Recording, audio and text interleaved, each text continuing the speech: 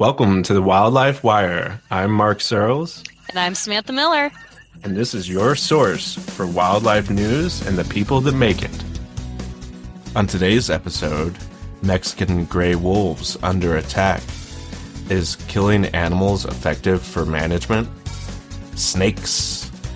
And good news for bobcats. Sam, it's Earth Day week. How you feeling about that? I feel awful about Earth Day week, Mark. I am not a ray of sunshine this week. I do celebrate Earth for surviving humans. You made a good comparison that made me LOL a little bit. And it A was little LOL and then right. It's an LOL and it's our sense of inappropriate humor. And what you said, I think, was very apropos. You s- you said celebrating Earth Day is kind of like an abusive spouse taking their wife out for dinner yeah. And on their birthday. to be fair, I didn't put gender references in there, so the abuser and abused could be either one. Oh, you didn't say wife. Sorry. I assumed because we all know men are more violent, but that's Yeah, fine. That's no, neither here nor there. it's fair. Yeah, because I was thinking about it, and yes, it's not about one person or another that is abusive to our planet or not. It's society as a whole, and what are we doing as a whole? And as a whole, we're not doing well. I mean, we have made good progress.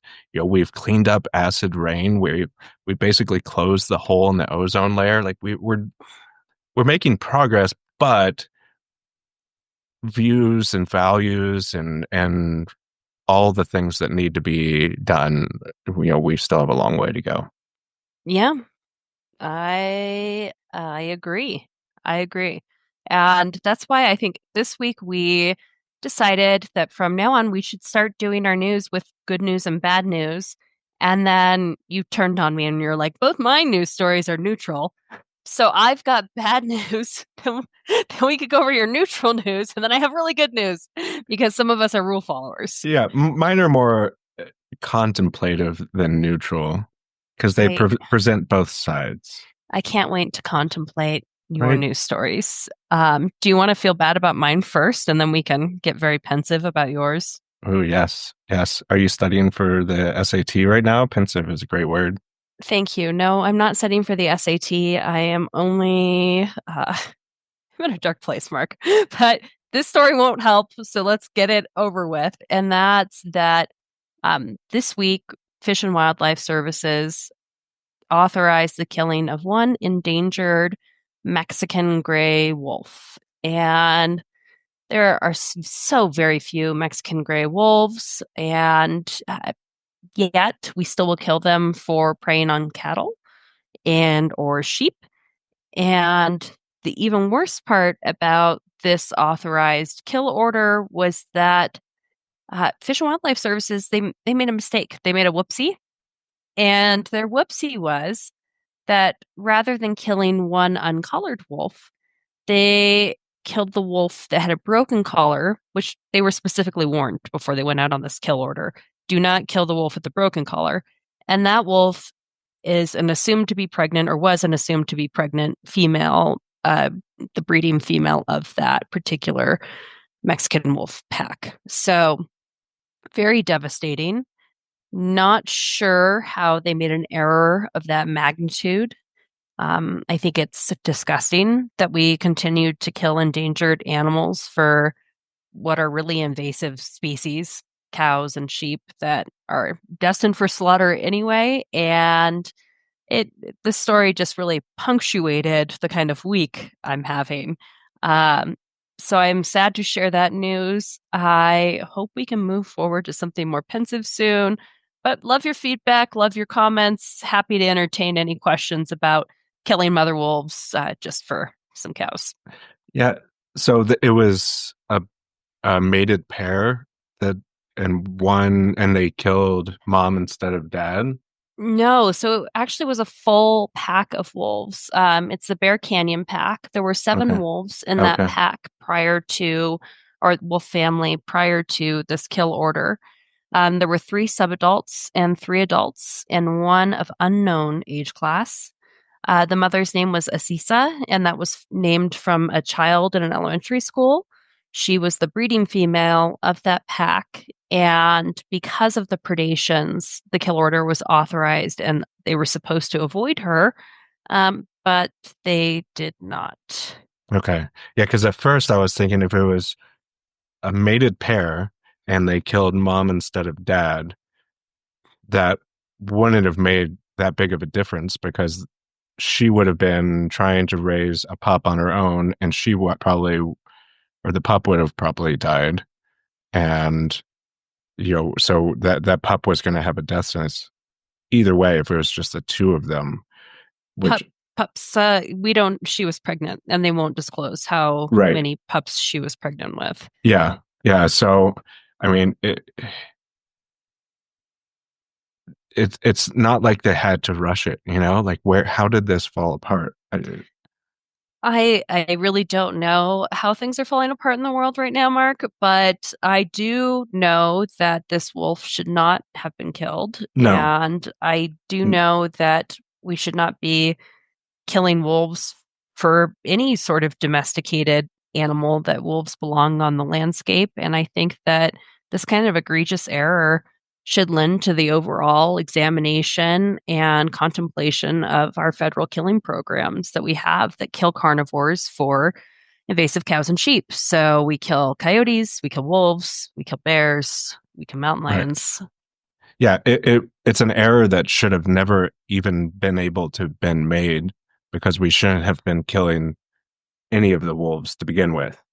Right. And you know what makes it even worse is that some of these predations happened on public lands. Right. So now we're looking at killing a wolf for taking advantage of easy prey on public lands owned by all of us. And yeah, it's something in our country that I hope a lot of us will start thinking about more and putting more pressure on the government to change because it shouldn't happen.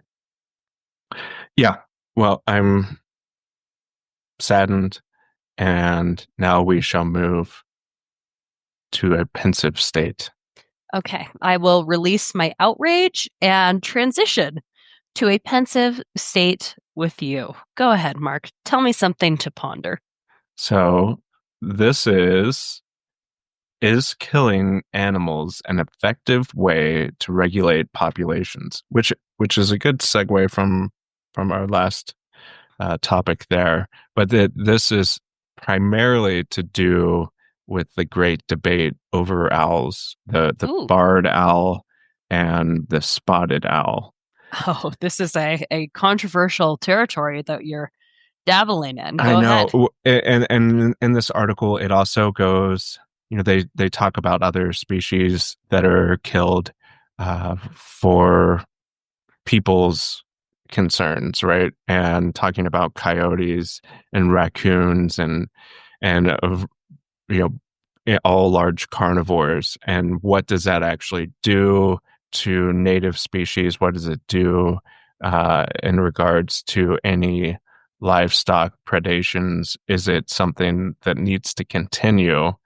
And the the article doesn't really push one narrative or another. It's just saying, here's some experts on both sides and why they think it's beneficial as far as or not beneficial. And as far as the owls go, so it's David Weens, who, not David Weens, the 6-time Leadville 100 mountain bike champion. Wow. Yes, very famous. Continue. Yes. Well, I used to race bikes. Uh-huh. But David Weens, who works with barred owls, and so he's killed quite a bit of them over the years. And basically, what they've come to is, if you kill these barred owls, that at best the spotted owl population has a 0 growth rate. And so it's not going to recover the species. And if they're not killed, then They observed like a 12% decline in some areas. And and so it's what's interesting too is they think these barred owls actually started getting to the northwest because people were planting trees in the plains, and these owls kind of island hopped tree to tree to tree and then ended up in these nice forests up there. And the spotted owl needs old growth forest, and so it basically gets into, well, we would have to continue killing these, what they some people call invasive species. I don't agree with that because they're getting there on their own. No one transplanted them. They're just expanding their habitat, their footprint. And so they're saying, if you the only way to do it is to kill them until old growth forests recover, and then we could stop killing. And it's like, Ooh. well, that's going to take a while. Hence the word I old and old growth. I have a lot of thoughts on this particular issue. Hmm. Um, I am always for conserving endangered species.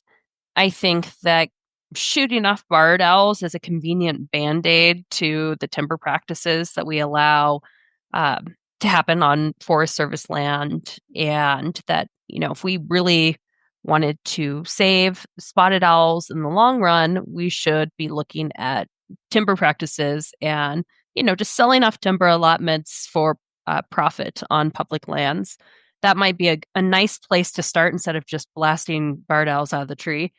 But I think at the end of the day, it's something where it's like, where do we as conservationists pick our battles? Like, should we, knowing that the spotted owl is so endangered, do we fight back on the killing of the barred owl, knowing that the species is progressing? And I'm wondering for us, because we don't generally work in birds as much, but it would be like if wolves expanded enough that they started killing more coyotes, or, like what happens when animals naturally expand because of human practices?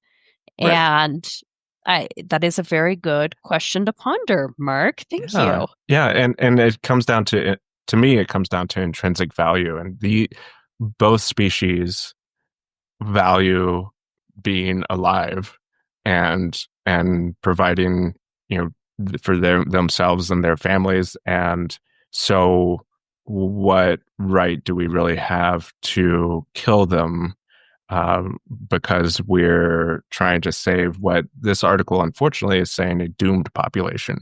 And they've tried it in other species too. So uh, in a particular area in the Illinois Wisconsin border, there's a species of blanding. It's called a Blanding's turtle, and they tried this by culling raccoons in an area, and so that immediately had an impact where there were more baby turtles that were surviving, but then the following year the number dropped dramatically because raccoons weren't there. So foxes and possums and skunks moved in and they started killing the turtles.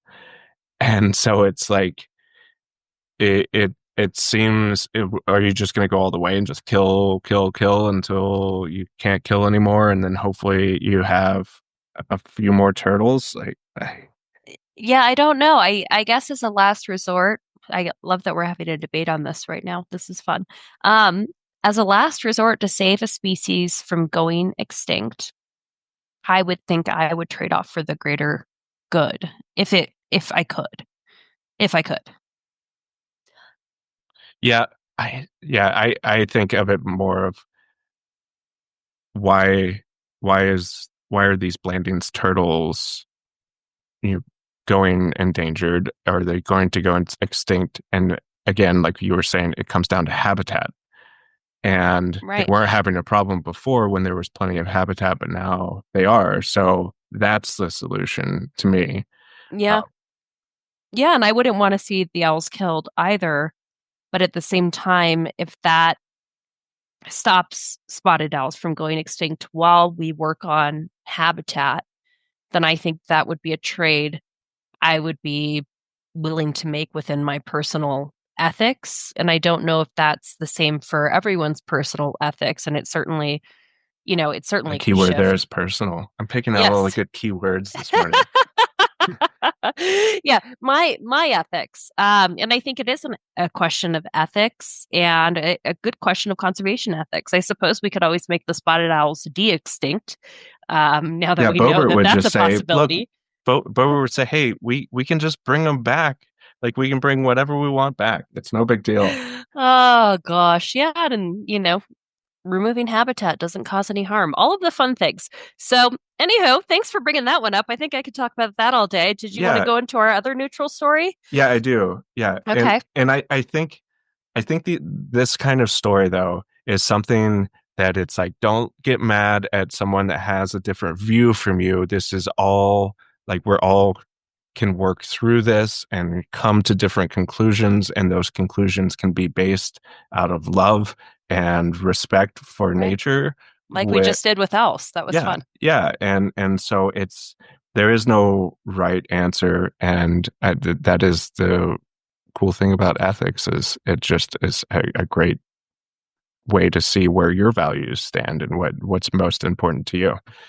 So snakes. Why do I know that name? Snakes. Snakes. Okay. What about snakes? Well, this article comes from our dear friend Dr. Mark Bekoff out of Psychology Today. It says why snakes are so mind-boggling and why we still fear them.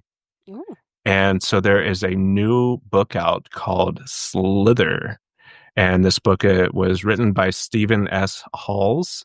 And it kind of goes into our history with snakes and some of the fascinating aspects of what it is to be a snake and some of our changing views over time, where back in Egyptian when Egypt was the center of the world, to the Greeks where they revered snakes, and Native American cultures often would also revere snakes, uh, but we've always had as primates we've always had this fear of them because back in the day, you're walking around the savannah and you step on a puff adder, it's a problem, Right.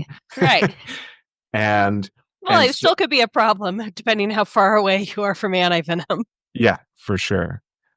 Luckily, where I lived in Africa, it was like the only hospital within 200 or 300 kilometers that had anti-venom for most of the snakes around. Ooh, aren't you Yeah. lucky? Oh, I picked my spots well. Continue. And so this book sounds really fascinating, and he talks about some of the Soul what? Soul what were they doing with their souls? The it snake souls? it talks about some of the social structures that Uh-huh. snakes have, and that Uh-huh. snake moms will even have babysitters sometimes. Snakes have snake friends and snake foes, and Really? I know yeah, there's snake balls, like of different species of snakes, and they all hibernate together in a yeah. ball. Some snakes have two penises. Oh wow, that sounds like it's excessive. Um, Well, sometimes those penises have barbs on them. oh God, this is awful. Why are we going down this road? So I have to tell you, I had a snake, a pet snake named Slither before, Oh, ball python. I've always loved snakes. I think that the book sounds really fascinating. When Sawyer and I are on a trail, we always will identify a snake. I don't know if this is right or wrong, but I will generally pick up a snake and talk about it with Sawyer, and then we look it up and then set it back down on its way. crikey, look at this one. Crikey, that's the kind of girl of the woods I am, just out there catching snakes and talking about it with my kid. But I think that's incredible. I'm glad that someone is taking a closer look at snakes. Yeah, yeah, for sure. I love snakes since I was a child as well.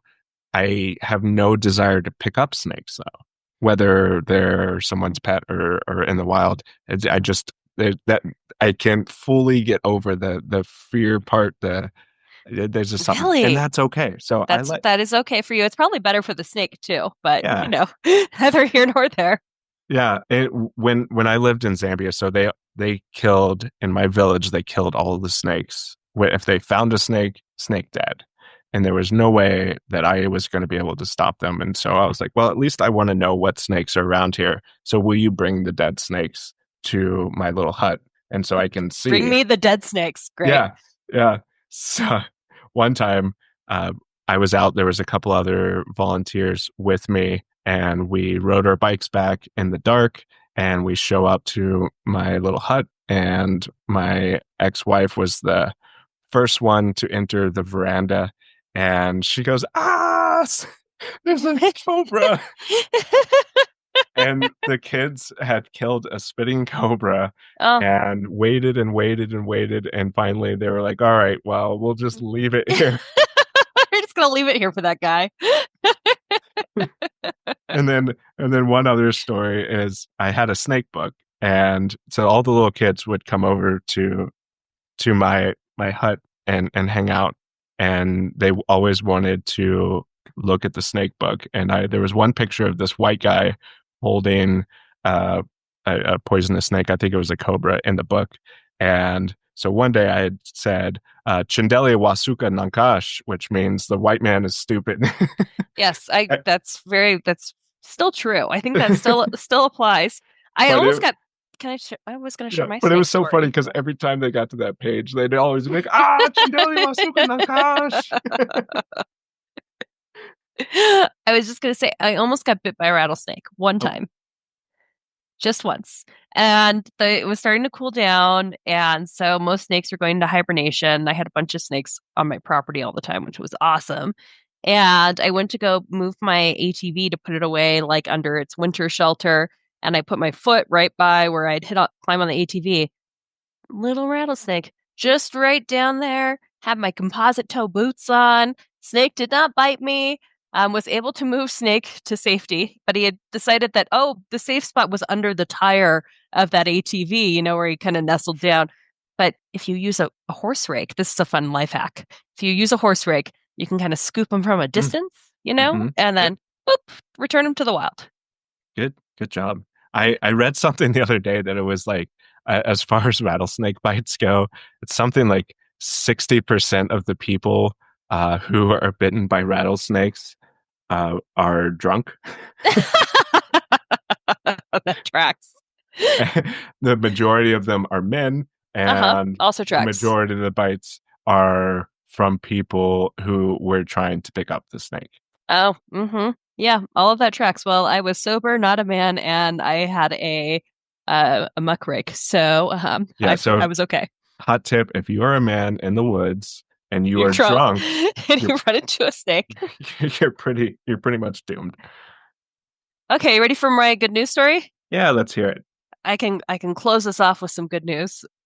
Uh, so good news is that in New Jersey, the Nature Conservancy was able to acquire a habitat corridor for one of our favorite species, and that is the bobcat. The Yay. corridor, yay! The corridor has long served as kind of a choke point connecting to prime areas of habitat, which ensures genetic diversity for tons of animals. It's only a little more than 400 acres. And so they've been working towards acquiring this land and protecting it. And Mark, I know if you were a billionaire, this is exactly what you would be doing. So they have purchased it, they've protected it, and now Bobcat Alley is a conservation area for animals to go back and forth in New Jersey, thanks to the Nature Conservancy. So long live the bobcat. Yeah, that is wonderful. I don't know what their regulations are now. I know for years they didn't allow black bear hunting in New Jersey. Yeah, I think it was Hal did some shenanigans to trick people into Hmm. thinking killing bears again was a good idea, which it wasn't. So yeah, I'm not sure what their bobcat trapping Yeah, rights are. We'd but have to look. I'm sure if they're there, they allow them to be trapped because that's how states work, but not in this happy little corridor. So we're gonna stay yeah, happy. yeah, There is a happy area for bobcats and other animals to move back and forth between two habitats. Yeah, that's great. Yeah, New Jersey is pretty progressive in their wildlife policies in general, it seems. And I believe there's a corporate sales tax there that goes to funding wildlife issues. I don't know if it Yeah. goes directly to the state agency or not, but it's really cool. And we think of New Jersey sometimes maybe not in the most positive light because of things like The Real Jersey Housewives? Shore and Real Housewives and all of that. But when I hiked through there on the Appalachian Trail, it was a quite beautiful place. Huh. Well, Yeah, maybe I'll take a gander. I haven't been, but I'm sure it's lovely this time of year. it is the Garden State. So yeah, well, I'm glad that we got to end on a positive note there. One thing that I forgot to share in the snake story, and this was super quick, Okay. is that a Bernese mountain or Bernese A mountain dog Bernese mountain dog? is They really, they're uh-huh, really adorable. uh-huh. And then a Burmese python can go a whole year without eating. Really? Yeah, they can have one meal, like a large meal, and their heart will enlarge to pump this sludgy kind of blood that's full of fat. Huh. When they're digesting, their intestines can enlarge, and uh, it's really cool how they can regenerate cells to do that. And so they were saying it's basically a like cancer, but in a positive way. Yeah. Huh. That's Yeah. so interesting. Snakes really have some fascinating adaptations. Like we had a bunch of rat snakes where they will shake their little tails in the leaves so they Yeah. look like a rattlesnake, which is really cool. And you definitely like, what's that? But then I learned the trick quickly, and then I could just pick them up and look at them. Um, Yeah. but And so that means that was it like one day that the rat snake was hanging around, there was a rattlesnake, and they were like, "Ooh, I like what that guy's doing over there." absolutely. Yeah.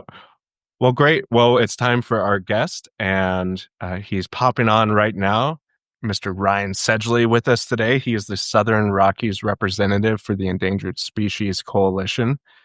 He has a law degree from the University of Wyoming. He has spent 10 years living in the Greater Yellowstone area and now finds his home on the west slope of Colorado, where he does a lot of advocacy work around our gray wolves. And so thank you for being here.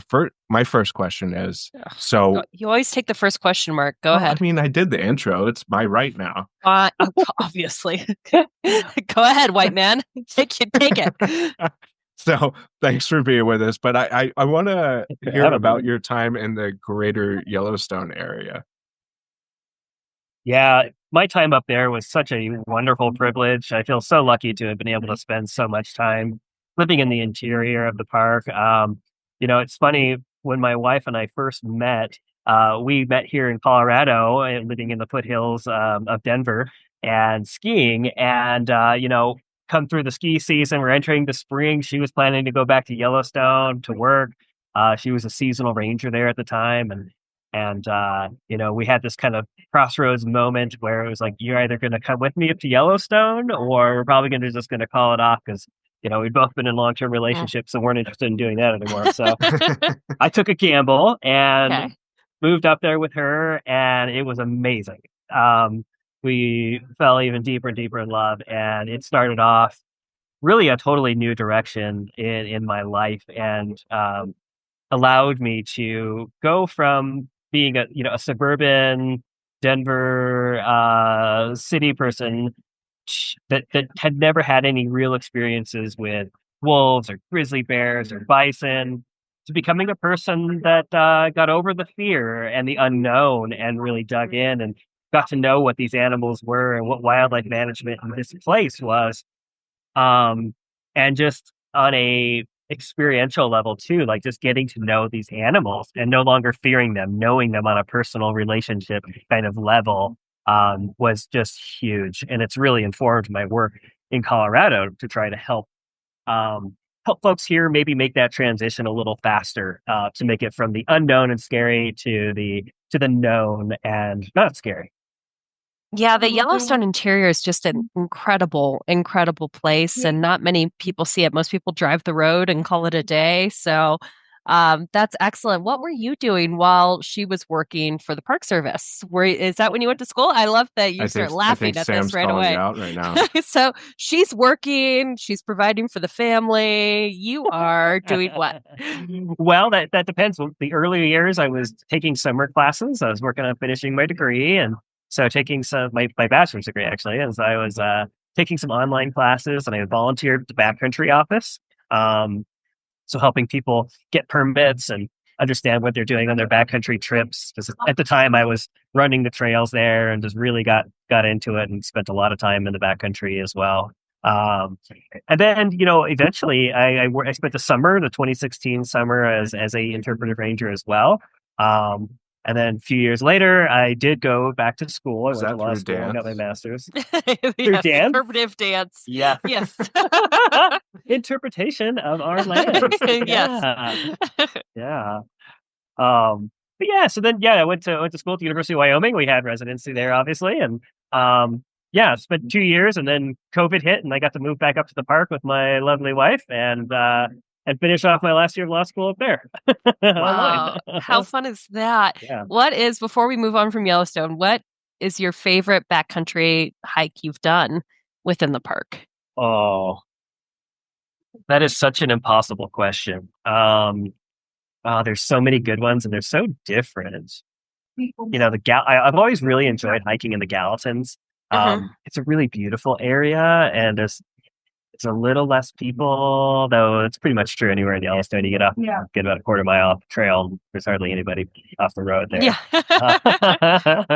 But there's actually, it's funny. It's a pretty nondescript place in general, but I really like the Summit Lake trail and campground. That was a really nice, pleasant little spot. But there's so many good places. Oh, yeah. Right. I'm writing that down. The best backpacking trip I ever had was back to Mr. Bubbles in Beckler Canyon. Oh God, yeah. And that was just epic. Like getting there, everything about it was hard, but it was amazing. Yeah, and the bugs. Yeah. Then you meet Mr. Bubbles, and everything's better. Bubbles and everything is gets great. better. Yeah. It's a hot spring back there that you can actually go in, but you have to hike like 20 miles back to get to it. And there's not another person, like there was not another soul there. It was like being on another planet. And I think Yellowstone has so many special places like that. It does. It really does. Yeah. And it's so cool when you're out there too, and you get to run into wildlife, and geologically, it's just a fascinating place too. So if you're a nerd and you're into rocks like I am, depending on what part of the park you're in, you can find all kinds of really cool rocks. And then of course, plant life and wildlife as well. It's just a really cool place. You're in a very nerd-friendly place. Yeah, good. While you're into rocks, Mark just revealed he's into stars, apparently. Which are rocks? There's just rocks in this space. Yeah, space rocks. Yes. And then I'll just geek out on fish every once in a while. So it's fine. You're in good company. Nice.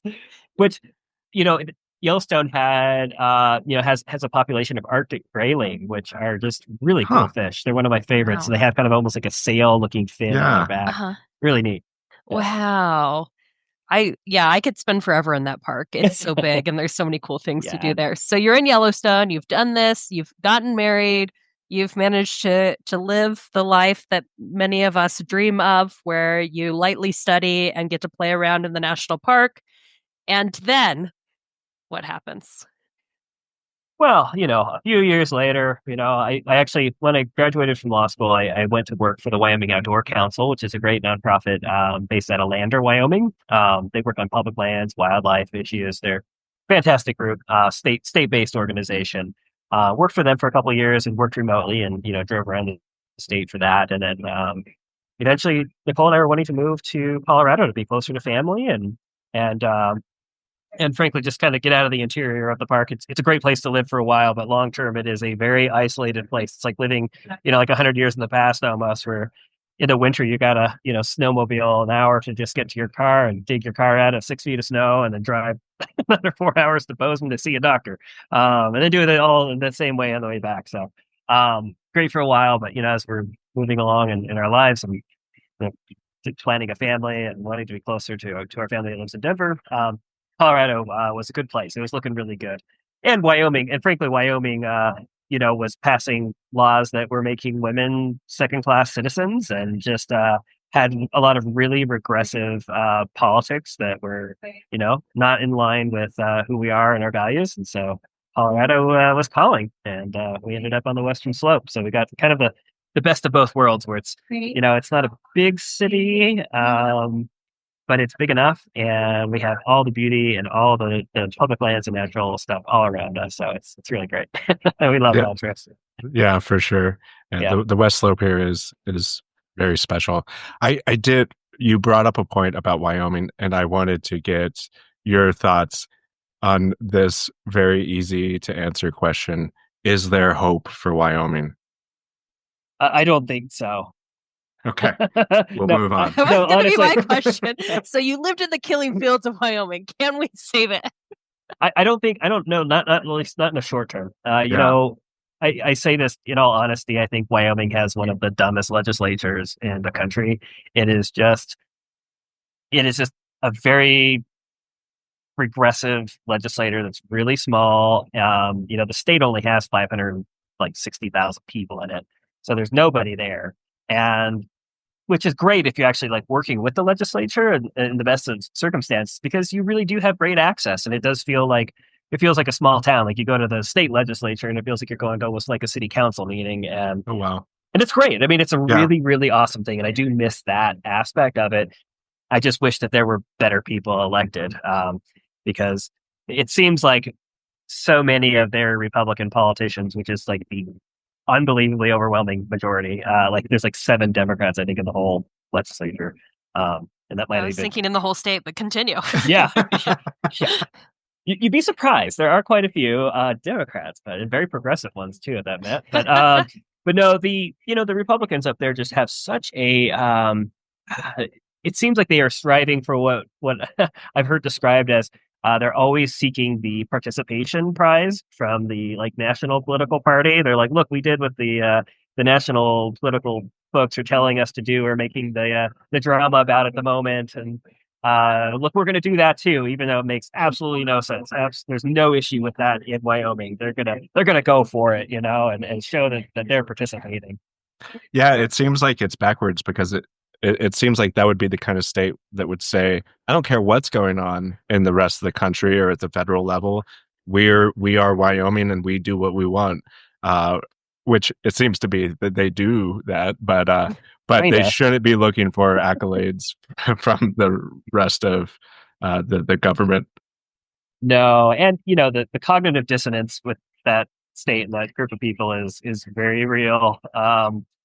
Yeah, I mean, the other thing about Wyoming is it's a welfare state. I mean, the entire state is propped up by federal subsidies and welfare to both the agricultural sector, keeping the roads paved. I mean, there's just so much. It's a net loss for the country, basically, and so it's all entirely propped up on these welfare dollars, and yet they are always on the same hand, railing against the federal government and its overreach and all this nonsense. But it's really funny. Every time grant time comes around, the senators all of a sudden change their tune and they're helping everybody get their grant money.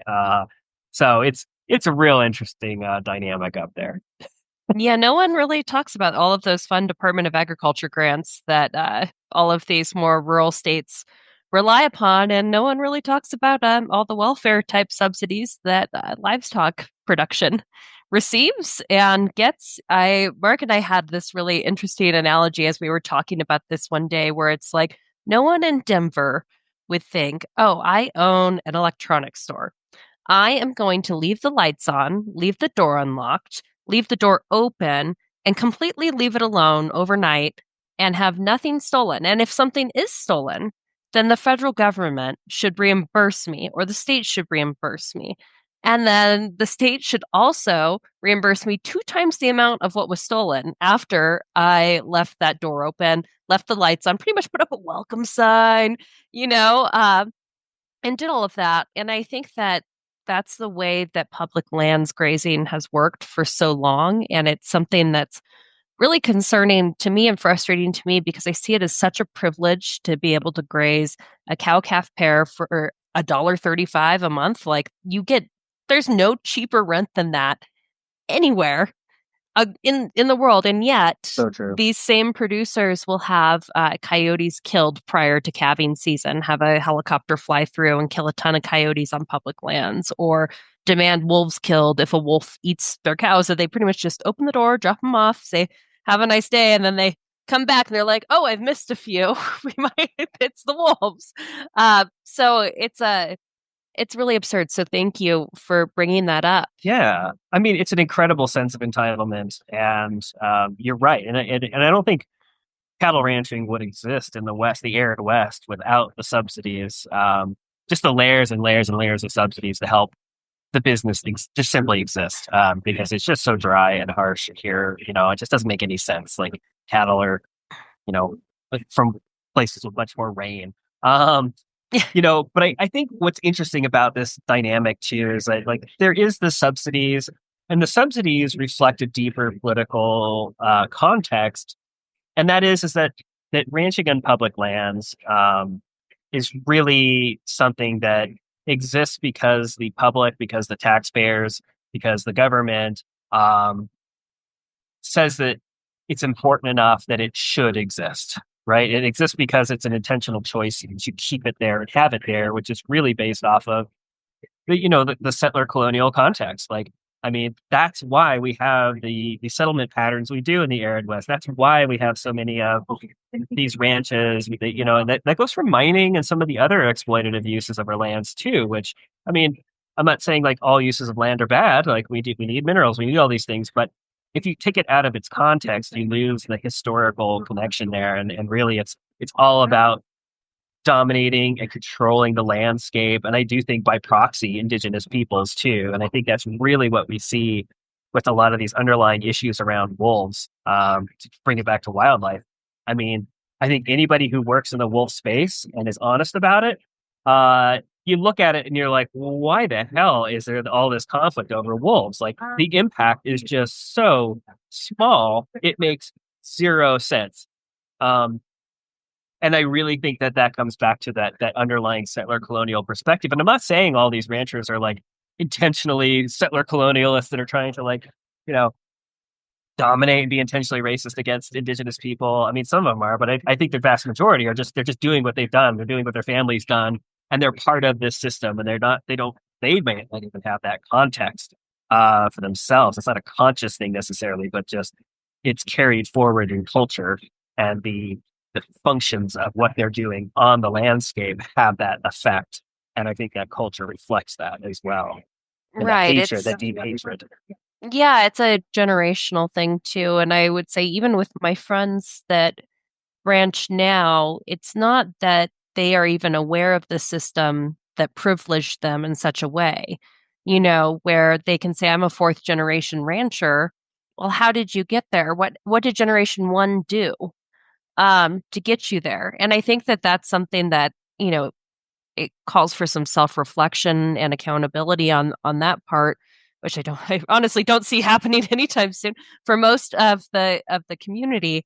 But at the same time, I also have an appreciation and respect for the ranching community I live with more locally that's doing all the right things, that are keeping animals close to their homes when they're calving, that are implementing non-lethals, that are continuing to try to evolve with the world. I think that's so important. It's important for every business. And yeah, I wish we could see more of that. And I think with public lands ranching, I just have not seen enough of that yet.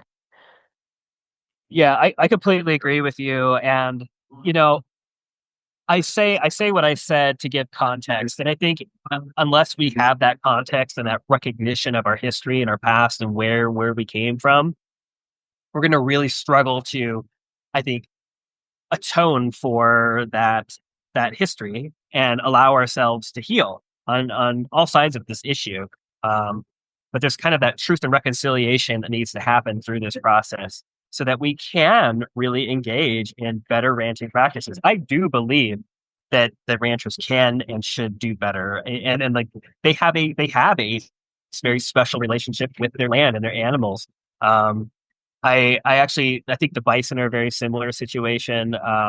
And I reflect oftentimes on Albert Camus' work on, being French Algerian and the kind of colonial situation there, and how I like to look at that because it takes it out of our specific context. But he wrote about this idea that that the French Algerians were neither in that sense like indigenous like Arab folks, but they were neither that nor were they like truly French either, and they were only from that place and only knew that thing and that area, and that there tends to be this kind of sense of polarization where you're either this or that, and I think there's more nuance there, and I think we need to just be willing to pull that apart a little more in a more sophisticated way, and so that we can work through the past wrongs, the real harms that were done and continue to be done to this day, and move forward, in a way that I think allows people to heal. Because I think that's the thing about colonialism, is it harms the colonizer as well. Like it's harmful to everybody involved, and healing that, I think, is a really great thing. Society, it's good for our wildlife, it's good for our ecosystems, and I do think that's something we have to address as we're moving forward. But I really do believe that we can and will do better, and we're seeing that, like you said, Sam. You've seen a lot of the folks around you. I do think a lot of ranchers are trying to figure it out, and want to do well. Yeah, and I have one more question for you to ponder, then, because I know, Mark, that I have stolen this whole interview, and I heard the word bison, and I'm sure you're going to want to go back to that, Mark. So my last question is, just because we're having this deeper conversation, I'm wondering how you navigate with indigenous peoples in states like Washington, where we do see indigenous peoples really slaughter wolf populations now. If we look at the Colville, they're the greatest cause of the wolf decline in Washington. Or if we look at indigenous hatchery practices, where some hatcheries are just some of the worst operating hatcheries that still are able to happen with treaty rights. And tribes in Washington have a huge influence on the legislature because they're not susceptible to campaign finance laws from the state. They are susceptible to federal laws, but not state laws. How do we navigate more tricky and nuanced waters like that as we kind of square up the settler colonialism past? Boy, that is a complicated and thorny question. It is. I'm just here to ask you to jump into the rose bush with me. And I will, yeah. I actually think about this quite a bit. Because I am a strong believer in that tribes are sovereign nations, and should be treated as such, far more than we currently do, that our government does. And I also believe in general that indigenous cultures have a different and in general a superior and longer, deeper connection with these lands. I mean, they and their ancestors have lived on these lands for 30,000 years. That's a deep connection that is real, and there's a lot of knowledge there, that traditionally called ecological knowledge, as it's called. And yet the indigenous people are people, and sometimes some of the tribes and individuals are doing things that aren't great, and that's just people are people, and it's complicated. I'll just say it's complicated, and every tribe is different. Every tribe has its own history, has its own legacy. Some tribes have a really intact culture that hasn't been totally destroyed. Some people have been absolutely just devastated by disease, by the murdering, by the genocide, and being like forcibly relocated all over the place, disconnected from lands that they had connections with. And so I think it's a really complicated situation. And whenever I approach an issue of that involves indigenous people, I always like to step back and say, okay, who are the tribes we are that are involved here, and what are their perspectives, what are their interests, um and generally, like, it's not my role to ever question the sovereignty of a tribe. In fact, I'll defend a tribe's sovereignty to express their sovereignty, however that is, even when I might strongly disagree with what's going on, like with the killing of wolves. I think it's really unfortunate, and I think it's perfectly acceptable to criticize that. Like, hey, this is not good for the same reasons it's not good for ranchers to be killing wolves. And yet, I would never say like, oh well, we should petition the federal government to step in and do something on their lands. No way. That to me is off the table, and I feel like that level that like I have that level of respect for tribal sovereignty, that it's untouchable in my opinion. And that's especially as like a white man in this culture. Yeah, yeah, for Yeah. sure. Yeah, you can disagree with their actions without disagreeing that they have the right to do those actions. And I've also been reflecting a lot. This has been a reflective week for me. This has been a reflective podcast episode. But I've been thinking about like beavers and slavery and all of these things, and that we have benefited from the mass killing of beavers back in the day, right? Like that gave us a big, and when we look at economics, right, that catapulted our country into a country that had something that other countries wanted, right? And like our cotton fields provided a lot of value. Granted, it was not to the people that were actually doing all of the work, but again, was something that we that base, no matter how terrible it was for the people involved or for the animals involved, is a piece of our history and has got us to where we are today. So while we can easily say the ranchers are benefactors of that first generation that settled, but we all are benefactors and also paying the consequences of all of these actions that have happened in our past, and we can't other, and we all have to realize that all aspects of it. So we should maybe change this to wildlife philosophy or wildlife I love ethics. it. Yeah, because Yeah. I get off on this stuff. Like I love it because Yeah. it does make you really Yeah. get to the core of your values, and then also appreciate and feel sorrow for the actions of our ancestors and other ancestors in the past. So you're here in Colorado. You now work primarily with wolves, and how we went through a reintroduction. We're continuously going through a reintroduction once a year. What's your personal opinion on how that's going? I'd say overall, I think it's going pretty good. It's not perfect by any means, but we have wolves on the ground. They are having pups, and I think overall things are getting to a good place. I mean, I think CPW, Colorado Parks and Wildlife, and Colorado Department of Agriculture finally has their stuff together, and they are out there with the resources, with the range riders. Like, they're finally showing up. They got they got their ducks in a row. And so they're out working with the ranchers. I think the nonprofit like world is also doing the same. Like, I think we've been ahead of the curve all along, but we've been out there.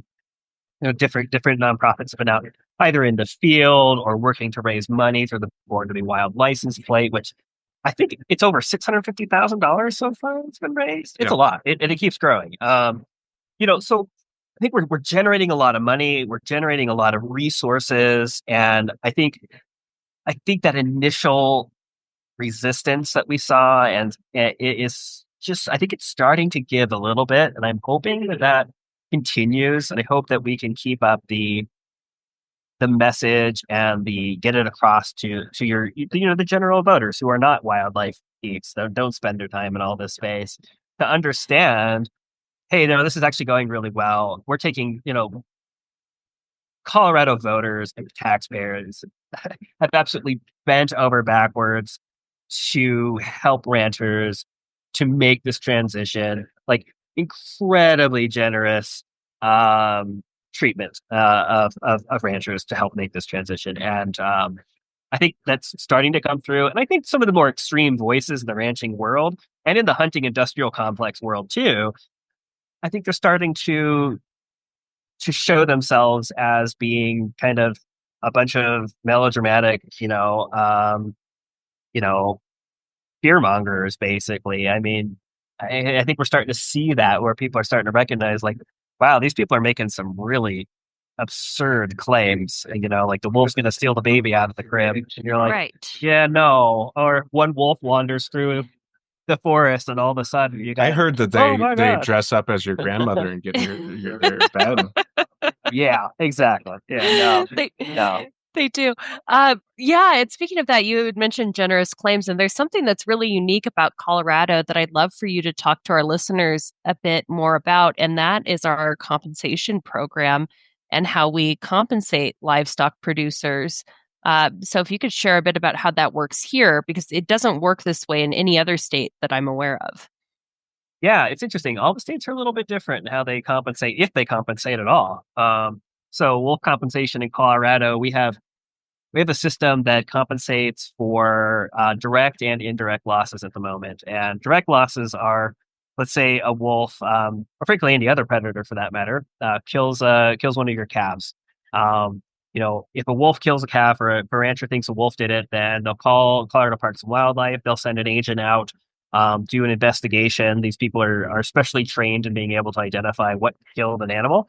Um, if they determine that yes, it's more likely than not that this was a wolf that killed their calf, then they are entitled to make a claim to Colorado Parks and Wildlife for the market value of that animal, which is quite a bit. I mean, it's very generous. It's not like saying like, we'll give you, some kind of base compensation, but no. So it's market value, and then Up to there are $15,000 per animal, yeah, right? yeah. It's a lot. It's a lot, um, and then currently, ranchers can also make what's called an indirect damages claim, where, if there are missing cattle, you put your cattle out onto public lands and, you're missing a bunch, and there was let's say another wolf predation on a calf that is proven, or there's lots of sign. This is kind of still being developed, honestly, right now. It's being worked out, but then you can make a claim for those losses. And in some cases, as a multiplier. And like we had 2 claims that were made this year that were just, I think, obscene. And, several $100,000 for like lost weight and reduced calving numbers, which, you know, I think is real alarming to all of us who have worked on these programs, because we see it as like, I certainly see it as like, that's not what this was for. This isn't meant to like be a slush fund. So anytime you have experience a reduced, you know, you have a reduced number of cattle, or your animals are not as weigh as much this year, you could just come to this fund and get paid for it. It's like, no, we need more of a direct, causation there, that it was actually wolves. Otherwise, like, man, you can make a claim for anything. Right. And I worry too, in those types of claims that the agency's responsibility is not being upheld either, No. because it's Colorado Parks and Wildlife's obligation to determine the legitimacy of those claims. And then they approve the funding. So, yeah, of Yeah. course, if there's a huge fund there and I can just ask for whatever I want, why not? Yeah. And then I would hope that our agency would show some fiscal responsibility and accountability, and have their eyes towards a sustainable long-term program for losses for folks that actually need it and deserve it and have experienced losses. But I'm not generally one to question compensation programs when we don't have an agency killing wolves yet. So that's kind of where I'm at. I'm like, okay, if everyone's still behaving themselves, I'm not as concerned, but I am concerned with that piece because I do want to see a sustainable program. Oh, for sure. And if we keep getting claims like this, it'll bankrupt the program. And Right. it's frankly, it's money going to something that it shouldn't be going towards. And we just don't want to see that going on. And I do think CPW, the commission in particular, has made a couple of really bad decisions in regard to compensation, and have bowed to the anger and the political pressure being put on them by some of the more extreme voices, hoping that that'll just calm things down. But like, I don't think that's going to work. Those same voices haven't mellowed out any. They're still wanting wolves killed. They still don't want wolves, and so they keep putting themselves in, I think, a very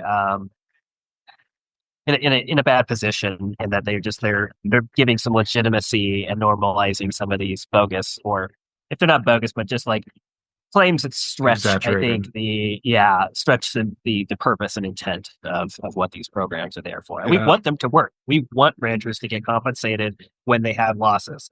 I think that's the big takeaway. They're like, oh, you don't want ranchers to have the money. It's like, no, we do. We just want them to be legit. And the other really interesting thing about the wolf compensation program, which is different than the game damage program in general, is that the wolf program doesn't have a duty to mitigate. In the game damage program, you have a duty to mitigate damage. Like, if you have an orchard, and I just had some fruit trees grazed on by deer, and it's really sad to me. I didn't have a fence, and so I have a duty to try to stop that from happening. Otherwise, I don't get to claim money for it. Damages from it. I put up a fence now, so if something were to happen, they killed all my trees and that hurt my income, well, then maybe I could claim something. Or elk eat all your hay. You have a duty to try to prevent the damage from happening. And I think that's a financial, and fiscal responsibility issue, that if the taxpayers are going to compensate you for losses, then you have a duty to the taxpayer to try to prevent that from happening, to just avoid that, the bad actor situation where someone will take advantage of it and be like, hey, I can just cash in on this. So I think that's an area where the wolf plan is going to need some work in the upcoming couple of years, is really around that. Like, there's going to be some, I think, need to have, some sort of conflict prevention in place in order to get compensation, just because it just doesn't seem fair or right otherwise. And there's so much resources. It's not like people are just being left to their own to do this. We are state of Colorado is showing up in a big way. And so I think that the combination of the two really makes it very reasonable. Yeah, I agree. And as you were speaking, I was thinking about, I wonder if the end goal with some of these big claims is to put so much financial pressure on CPW to where CPW just says, all right, just shoot them. We're not going to continue paying $350,000 claims every year to one individual. Just shoot it. Just shoot the wolf. Yeah. And I mean, that is one strategy if that's what someone wanted as an outcome. And right. I mean, they're doing it. That's one way to do it. Yeah. Incredibly disrespectful. Oh, absolutely. I'm not condoning it in any way. Yeah. But it is a strategy.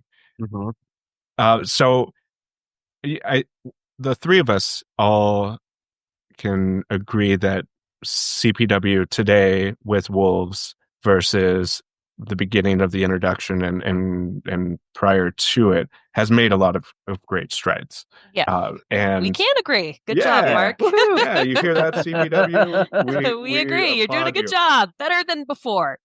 Yep. But oh gosh, we don't know if we agree with the next point. Go ahead, Mark. No, what I would love to see from them, they have a monumental hurdle to get over. In the public, the media has painted this awful picture of the program for the last couple of years, right? Of like trying to drum up negativity around the reintroduction. And what I hope from CPW and where I see a lot of room for improvement is in their PR department. around, and sharing the positivity, and sharing pups in a great light, and sharing the range rider program and all these things, and saying, hey, we're doing good things, and I don't know why they're not pushing harder to get a change in that narrative. Well, Mark, I think that's been an issue with this reintroduction process from day one. Is, a big part of it is that these state wildlife agencies have historically largely just been completely captured by agricultural interests and hunting interests. Like, they operate by and for hunters and ag producers. That is changing. And we've seen a lot of change over the last 5 years in Colorado with our wildlife agency. That said, there is still a lot of inertia, I think institutional inertia, to have certain perspectives on how the agency interacts with wildlife, what their purpose is, and who they serve. Um, and that can be hard to change. That's a hard transition, and sometimes that takes a lot of staff turnover to have a new generation of folks who are thinking differently. I think it also requires some change at the level of, like, the academy. I think colleges and natural resources are starting to teach things differently and think about things differently, less of an exploitation model of, wildlife are there for us to basically hunt and eat, and or they're a nuisance to my agricultural production. So you, state wildlife management agency, kill them or somehow make it profitable for me to have them on my land, and listen to me exclusively. To now we're looking at a situation where I think people like us are starting to look at this and going, wait a second, only 6% of Colorado residents hunt. So why the hell is this agency being run by these folks when 94% of people in Colorado don't hunt? They enjoy wildlife for all the other reasons. Like, why is the state wildlife agency not working for that 94%, and including hunting and fishing and taking agriculture's perspectives and their issues, which are very real, into consideration too, but not as, like, the single reason and the biggest, like, the constituency that is listened to the most. It really should be flipped on its head. It should be a 100% model, right? The 94, the 94 and the 6%. Yes, exactly. Yeah. And I just, the unfortunate thing, like you said, these institutions weren't built for the 94%. They weren't built for wolves. They weren't built for wild animals. They were built by and for people that liked to hunt them and kill them for fun. And those people that like to hunt and kill them for fun have done some good things to stop populations from going extinct at the beginning. And I think those things should be recognized. But as we evolve, as we live in a time of climate crisis and biodiversity crisis, we must start looking at these management systems holistically, but they are hard to change because they are institutions that were not built for us. And I think that that's something that folks have to keep in mind when you're advocating for wildlife. You're not just up against some commissioners who actually may align with your values. You're up against an institution that was built for an entirely different constituency in an entirely different time. Yeah, completely agree. And, like you said, when these institutions were created, sometimes people hear the North American model, and it's like, yeah, back when that first emerged, that was a really great thing because, boy, yeah, wildlife was being absolutely decimated. But it emerged from a group of, basically aristocratic, like, these are super, wealthy, aristocratic folks who were, saw hunting as kind of this elitist activity that, you pretended to go be an English lord and go hunt. American safaris to kill bison. Yeah, exactly. And so that's still baked into this model so much. And I think, yeah, while the North American model did do a lot of good in its time, it's an outdated model at this point. We know better now. We know how to do this differently, and we should. And that is why I am really focused on structural change. I really don't like getting too distracted on the kind of peripheral issues of the day, but really thinking about what is it going to take to redirect this whole agency or a whole perspective on wildlife and our interactions with them. Do we need to write legislation that tells the whole agency, Colorado Parks and Wildlife, or that your primary objective is ecosystem health, and then you are to integrate these other things into that as applicable. Like that to me would be the kind of paradigm shifting change that everything else could then flow through, because that's their justification and that's what they have to answer to. But until then, the law says that, it's basically to manage wildlife for the enjoyment of basically hunting and fishing, Yeah. and that's the top priority. And so they'll do that. Yeah, I agree. Stamp. You mentioned bison, and Yes. so Bison. we all love bison. Oh, We had a the best. bison bill go through the legislature this year, Yeah. to recognize their duality of being a game species and a farmed animal. And do you want to see bison back? I mean, so our neighbor to the west, Utah, has free ranging bison, and every once in a while, bison will wander into Colorado, where it had zero protections. Anyone could shoot that bison and face no consequences. Would you like to see bison back free roaming in Colorado? Oh my God. Yes. Yes. Yes. Yes. Yeah. And I actually think bison offer rural Western communities a unique path forward with climate change. I actually wrote my master's thesis about this, which is the idea that, our landscapes are not really well suited. They're not well suited for cattle, but they are for bison. Right. Bison are prolific, and they bring so many benefits, not only to the land that they are on, as far as what they bring to having healthier soils, more productive soils, which just have this whole cascading effects on birds and other wildlife. Truly a keystone species. That is, like, in my mind, like right there with beavers is like the keystone species. But then they also are just, they're prolific animals that humans in North America, and frankly, even like before humans crossed into North America, we have always had a really strong relationship with them. We hunt bison, and it's such a close relationship that it's really an oddity that, over the last, little over 100, 150 years, 100 years, we haven't had that relationship in North America. It's a real exception and a strange one. And I think bison offer us a way to restore our lands, and to heal ourselves in the process, while also being able to harvest these animals and restore that. I think that pattern, that relationship with these animals. And so, like, my whole concept was, well, you stop grazing cattle, and instead you take the fences down. You have bison roaming in areas. This is going to work everywhere, but I think a lot of places it could. And then, you make it a just transition so that people who did ranch cattle could, have maybe a historic take, or, and that might include, they can go out and harvest a cattle if they want to keep their way of life, or they can sell hunting tags for them or whatnot. So you're still having these income, but you're restoring the landscape. You're keeping it from turning into McMansions, which I think everybody but developers is all about. There's nothing worse than a subdivision being developed in, prime mountain valleys. Yeah.